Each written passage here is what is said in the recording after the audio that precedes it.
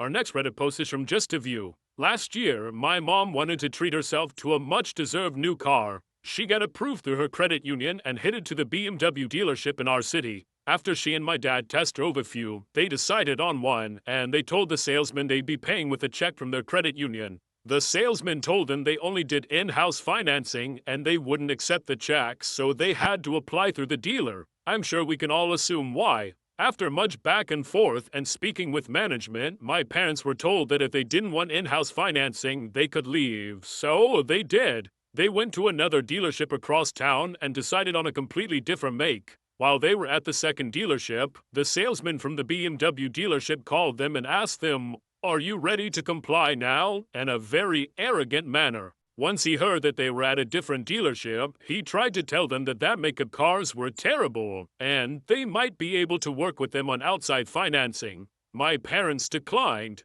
They lost out on a $45,000 sale. Down in the comments, we have this story from Motor One. My recently widowed grandmother wanted a new car. She had decided on the model, but she asked me to go with her to the dealer because she didn't want the dealer to try to take advantage of a little old lady. Obviously, I go with her. We go to the first dealership where they had a car that she liked, but it wasn't much different than any of the compact cars on the dealer lot. We talk to the salesman a bit, she drives the car, all the normal stuff. We go inside to talk about trade, price, etc. I told the salesman that she was not interested in financing. He didn't want to hear it. He kept giving us monthly payment prices. He even pulled the old, "let me talk to my manager" bit. When he got back, I told him that we weren't interested in monthly payment numbers, just the price. I told him this car would not be financed, she just wanted to write a check and drive it home. Again, he said that he had to talk to his manager. By the time he returned, we were already gone. We went to a dealership down the road, and she found a similar car that she liked just as much.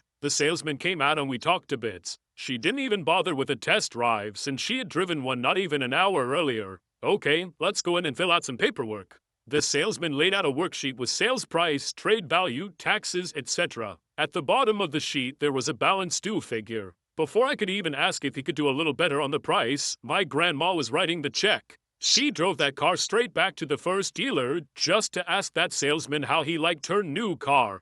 Our next Reddit post is from Modicon. A few years back, I was working abroad for my company on a project, and I was away in California for 2 weeks, which turned into an unplanned 5 weeks due to various IT problems. This was 6,000 miles away from my lovely family, and I was missing them. It was tough, but I was senior project lead in my company, and there was nobody else with my skills to fill in. Also, a relevant detail, I had a milestone birthday present, which was driving a supercar around to circuit for a day. This was a big birthday present from my wife, and worth around $800 at the time. This event needed to be booked way in advance, and the voucher was valid for 52 weeks. Due to circumstances, I booked in week 50 of week 52. The problem was that because the latter part of the unplanned extra 3 weeks overlapped the driving event day, I told my manager that I couldn't rebook it because it was so late and it was non-cancelable. If my company wanted me to stay that weekend, they would need to compensate me for the lost event money.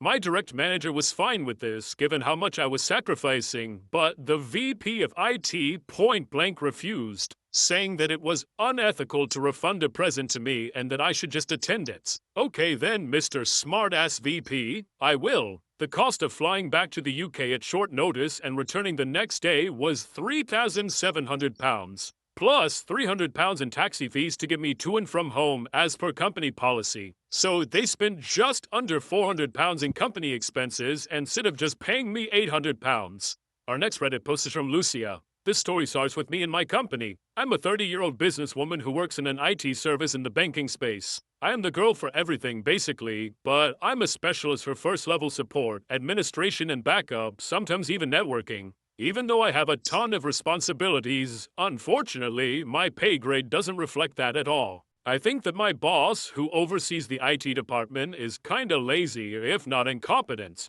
He even brags about getting so much money for basically doing nothing. I have a 40-hour work week, but since the whole IT department is my responsibility, I need to keep track of the servers and maybe any problems that can occur 24/7. This is mostly done via email. When the server sends out a warning or a failure, I get notified by email, and then I fix the problem over remote desktop or go to the company itself, even in my free time. I wouldn't mind this, but I'm not getting paid for this. But on the other hand, I'm getting punished when something goes wrong. My boss's boss wasn't that much better. Since this is a fancy bank, everyone has to be in a suit the whole time to look professional. So I have to wear a business skirt and high heels. The only problem is, when you work in first-level support, you need to do a lot of behind-the-scenes work, like slipping under the desk to do repair cable management, doing work on the server rack, and doing lots of other activities that makes you dirty. As you can imagine, this wore out my business clothes really fast. And not only that, they were so impractical and really made my work harder. So I changed my clothes to a comfy hoodie and work pants to fit the work that I'm doing a bit better. When my boss saw me, he was furious and said that I can't look like a poor hobo inside of his bank.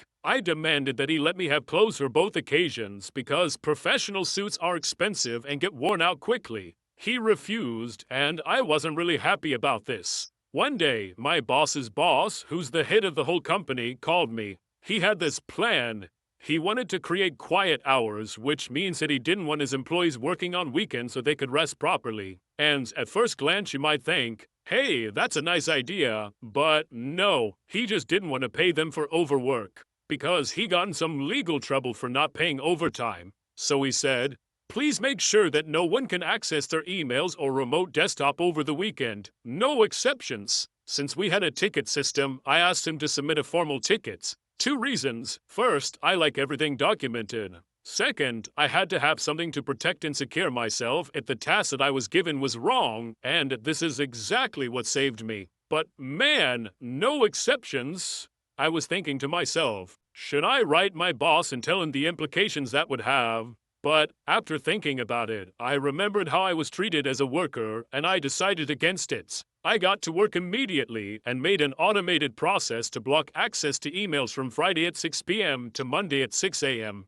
The weekend came, and I was calm and relaxed because finally I didn't have a bunch of work emails hitting me. Then, in the middle of the day, I was cooking myself and my husband a nice meal, and my telephone rings. It's my boss's boss. He talks to me in a stressed voice and tells me that he can't access his emails. I needed a second to process this, but I responded, that doesn't surprise me at all since you ordered me to cut everyone's email access without exceptions. He was angry, very angry, and told me that obviously that doesn't count for me. I told him that he specifically told me there are no exceptions, that he said everyone. He then argued that this wasn't how he phrased it, so I reread him his own email. After that, he was silent for a moment. He noticed the flaw in his logic. I broke the silence and asked him, sir, if you still want access to your emails on the weekend, that's no problem. Please send me a request through the ticket system and I'll work on it first thing on Monday. A bit angry, he replied that he wants it done immediately, and I calmly explained to him that I can't do this, since my remote access is also blocked, like he ordered. He hung up on me. 10 minutes later, he calls me again. He calmly asked me if I could fix the problem right now and that he would pay me for overtime. He also wants me to be available at any time, and this is going to raise my pay grade by a lot. I thought this was the perfect opportunity. I agreed to his condition and pay raise, but only once me and my coworkers finally get casual clothing. He agreed. Since then, my work life has drastically improved, mostly only because I maliciously complied, well aware of the consequences of the given task.